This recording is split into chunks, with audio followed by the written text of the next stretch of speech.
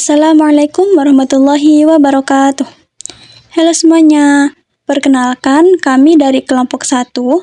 Pada video kali ini, kami akan membahas materi praktikum mengenai analisis regresi, di mana video ini dibuat untuk memenuhi tugas akhir dari praktikum statistika inferensia.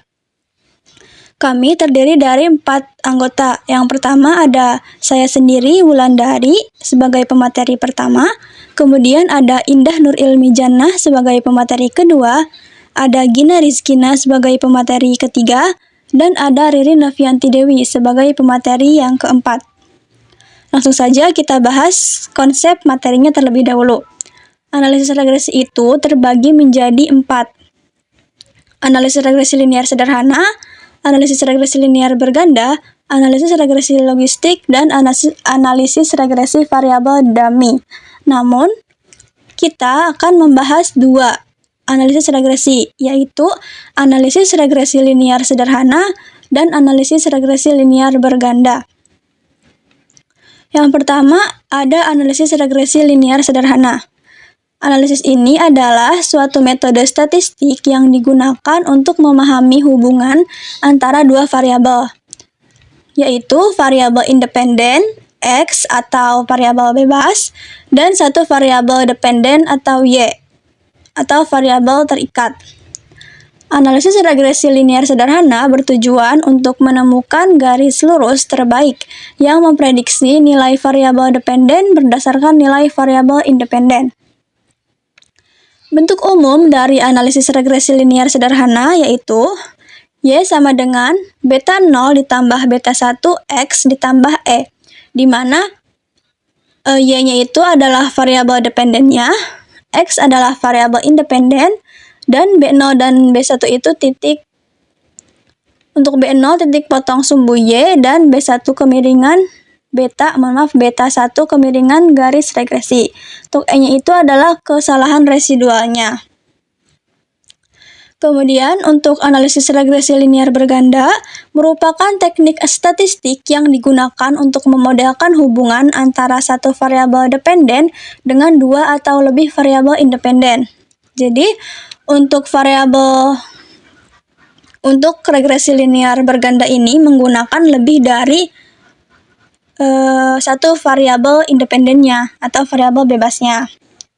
Tujuan dari regresi berganda adalah untuk memprediksi nilai variabel dependen berdasarkan nilai variabel independen.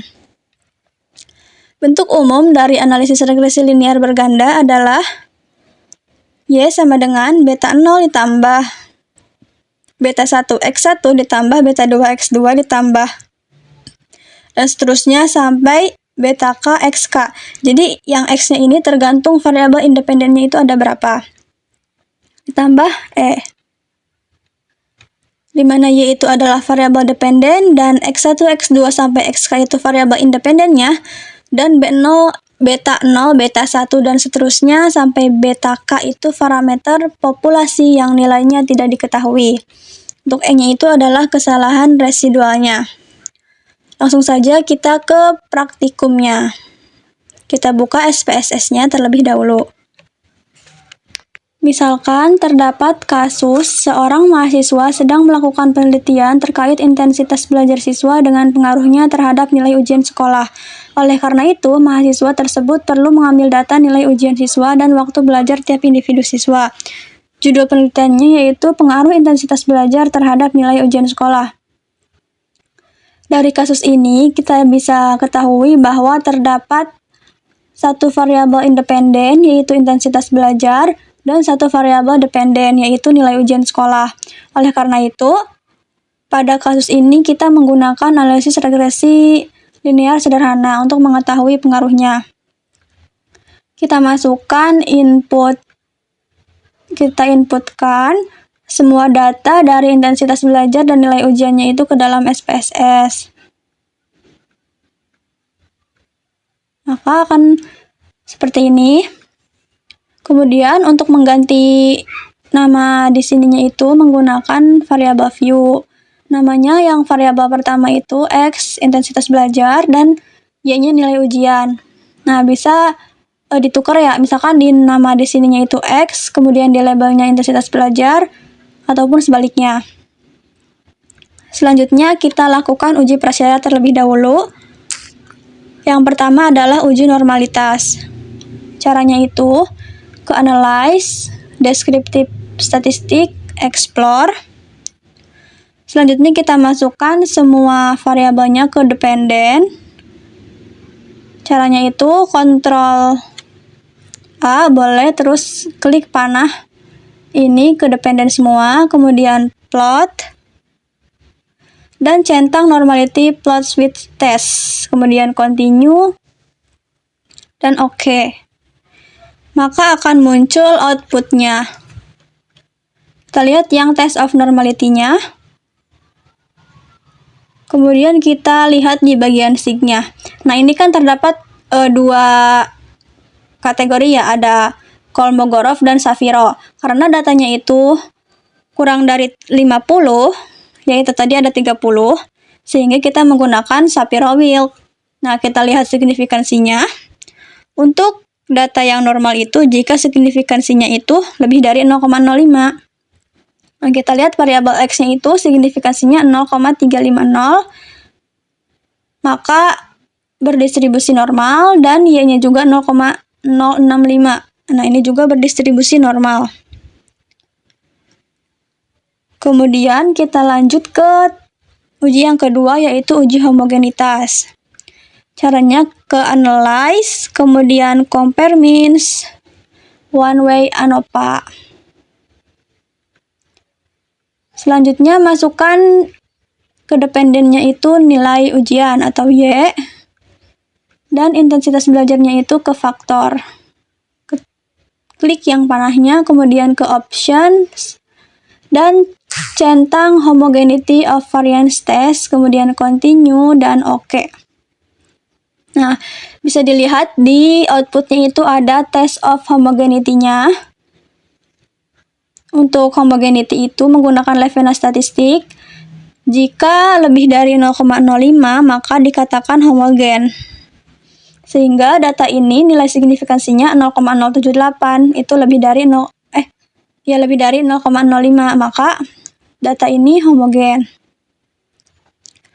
Selanjutnya kita lakukan uji syarat yang ketiga, yaitu uji linearitas.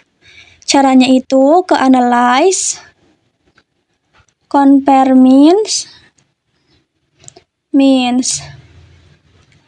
Masukkan lagi nilai ujiannya ke dependent dan intensitas belajarnya ke independent. Kemudian klik options dan centang yang test of normality-nya, test of linearity-nya, kemudian continue dan oke. Nah, bisa dilihat untuk mengecek linearitasnya menggunakan tabel bagian ANOVA.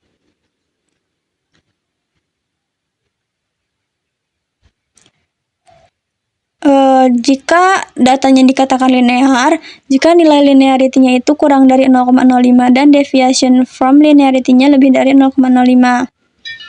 Kita lihat linearity-nya dari data tersebut, linearity-nya itu 0,001. Udah kurang dari 0,05 dan deviation from linearity-nya itu 0,259. Sudah lebih dari 0,05, maka dapat dikatakan data ini linear. Selanjutnya, uji korelasi. Nah, untuk uji korelasi sampai ke uji selanjutnya itu akan dibahas atau disampaikan oleh pemateri yang kedua. Terima kasih. Selanjutnya itu melakukan uji korelasi, yaitu klik analyze, lalu klik correlate, lalu bivariate. Setelah itu variabel X dan variabel Y masukkan ke kolom variabel, lalu klik OK.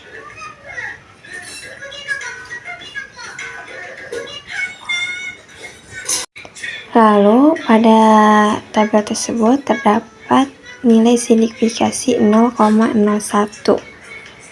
yang berarti kedua variabel tersebut berkorelasi, dan pada tabel present correlation ada 0,563, maka kedua variabel tersebut memiliki derajat hubungan korelasi sedang dan memiliki hubungan positif. Lalu, uji heteroskedastisitas, analyze regression linear. Lalu masukkan variabel Y ke dependen dan X ke independen. Lalu pilih save, lalu centang ustadzacin yang residual, lalu klik continue dan klik OK. Lalu terdapat nilai signifikasi 0,097 yang berarti lebih dari 0,05. Lalu klik transform, lalu property variable, ketik pada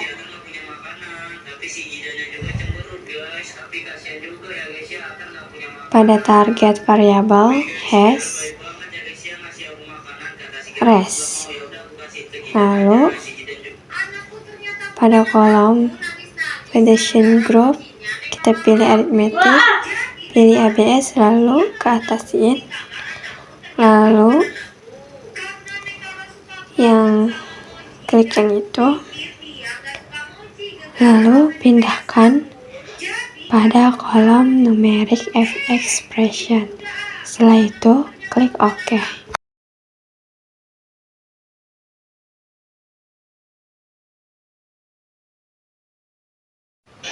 Setelah itu kembali ke data view, lalu klik analyze regression, pilih linear, lalu yang sebelumnya dependennya variabel Y diganti dengan variabel hash res. Untuk variabel X nya tetap, lalu klik OK. Muncul output SPS dengan nilai signifikasi 0,97, maka termasuk uji heteroskedastisitas. Lalu lanjut ke uji regresi sederhana, analyze regression, lalu linear. Setelah itu dependennya kita kembali menggunakan variabel Y dan variabel X nya tetap. Setelah itu kita klik plot, lalu klik separate, pindahkan ke Y, extract ke X, lalu centang histogram dan normal, lalu continue, lalu klik OK. Maka muncul nilai signifikasi 0,035. Maka variabel X berpengaruh pada variabel Y. Yang selanjutnya yaitu analisis di linear regression. Sebelum masuk ke langkah-langkahnya, kita bacakan studi. Sekarang mahasiswa sedang melakukan pengaruh belajar dan mahasiswa tersebut dan angket belajar dan berikut data angket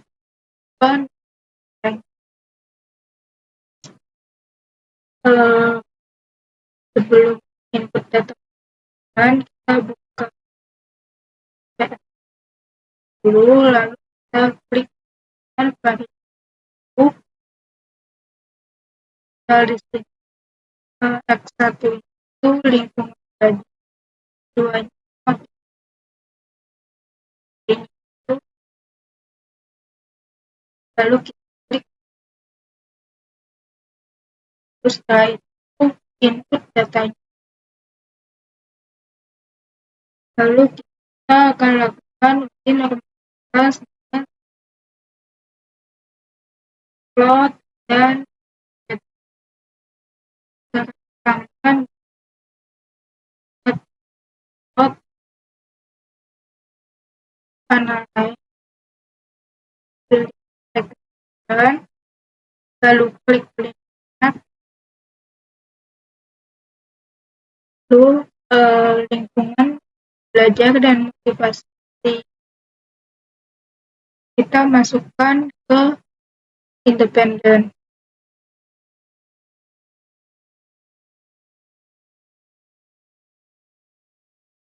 Dan disposisi matematis kita masukkan ke dependen. Lalu kita klik plot, pilih ZPR, masukkan ke variabel Y, dan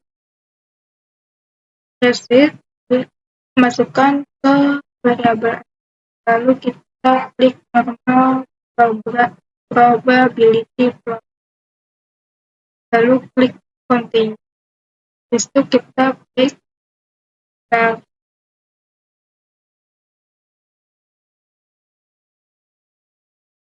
Lalu kita klik residual, lanjutkan,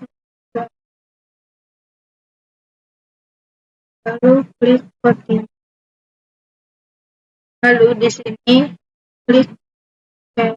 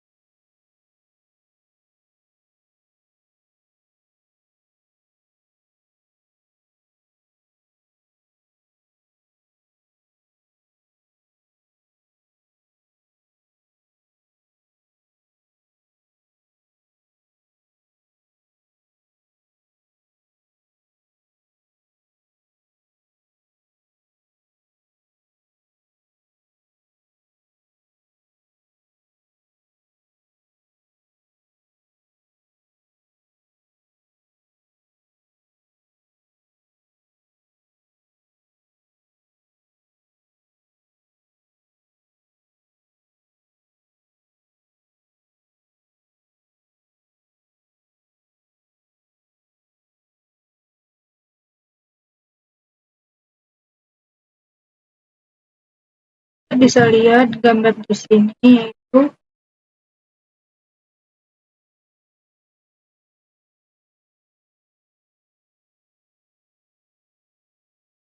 ini menunjukkan bahwa titik tempat ini mengikuti gap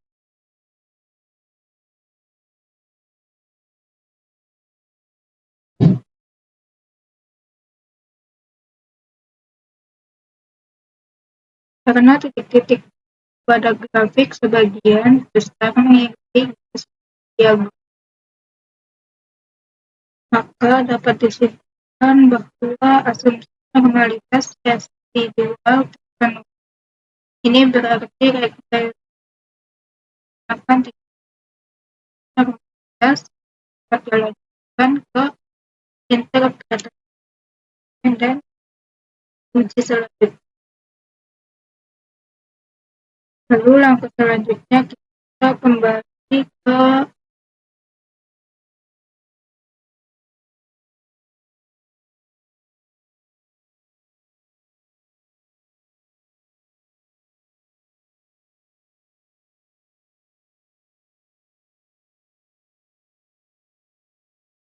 ke data view.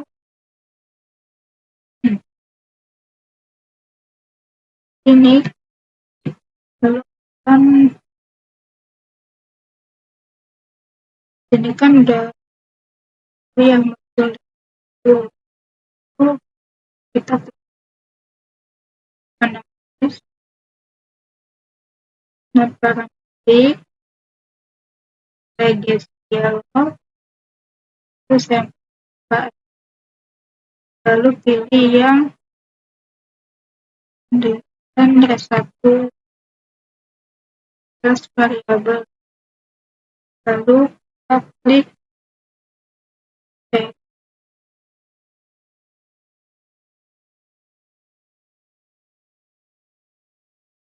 Maka muncul tabel sequential contour mirror. Kita bisa fokus berdasarkan tabel tersebut dapat dikatakan bahwa data berdiri karena nilai hasil lebih dapat sekitar 0,1. Lalu kita lakukan uji multilinearitas terlebih dahulu dengan cara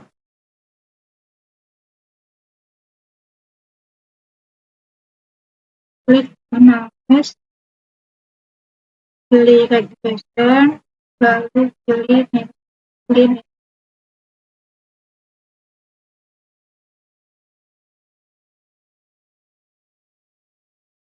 Lalu di sini kita klik satu titik, pilih centang linear, klik continue.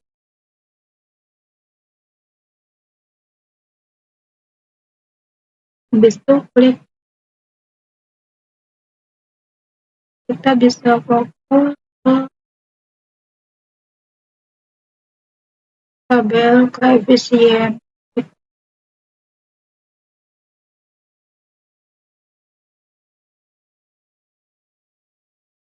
Kita fokus ke nilai toleran atau nilai tersebut.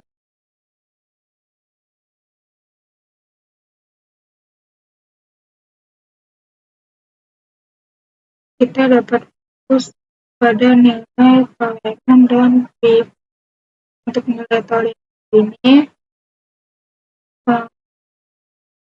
PIP itu kurang dari 10 dan toleran lebih dari 0,5. Tidak ada masalah, mesti cukup sekian video saya. Maaf, materi berikutnya akan dibahas.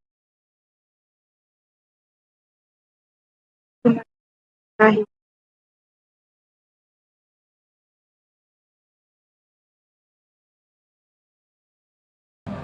Nah, langkah selanjutnya kita akan melakukan uji heteroskedastisitas, yaitu caranya pilih transform, lalu kita pilih compute variable.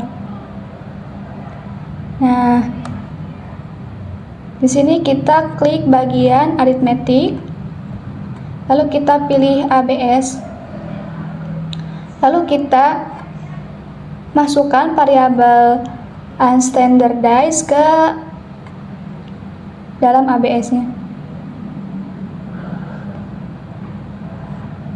Kemudian kita beri nama di target variabel menjadi ABS res.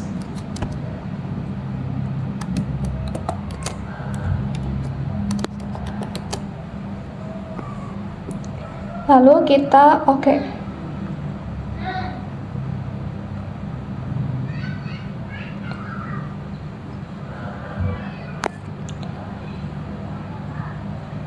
Maka muncul variabel baru yaitu ABS res. Selanjutnya kita masih dalam uji heteroskedastisitas. Kita lanjutkan dengan cara pilih analyze, terus regression, linear. Kemudian kita masukkan variabel ABS res-nya ke dependent.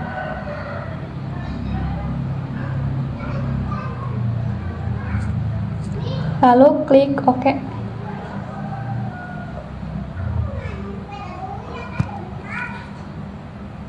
Maka muncul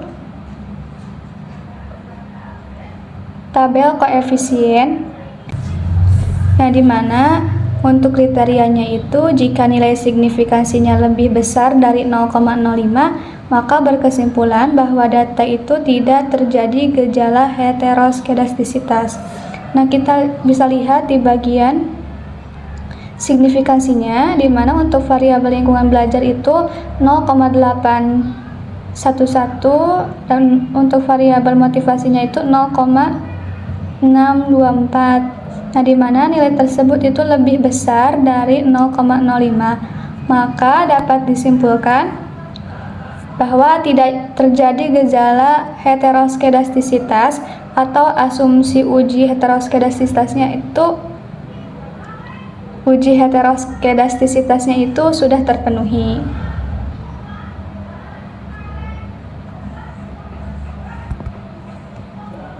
Nah, lalu kita lihat di bagian scatter plot-nya. Nah, ini.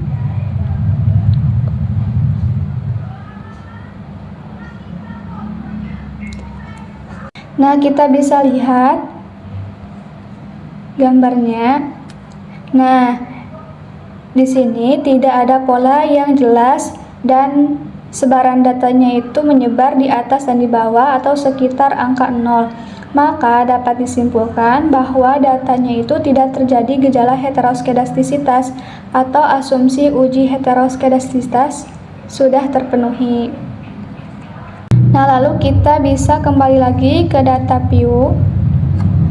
Selanjutnya kita akan melakukan uji regresi linear berganda.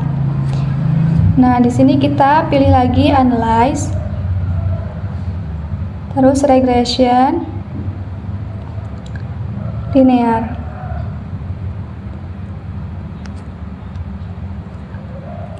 Kemudian kita masukkan variabel y-nya itu ke kolom dependent.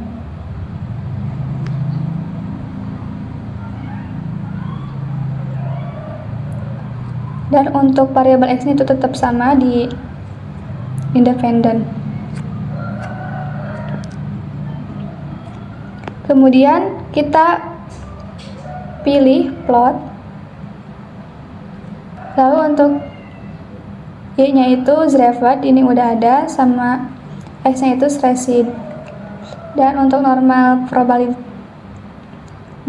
normal probability plotnya itu sudah dicentang, kita continue. Lalu kita oke.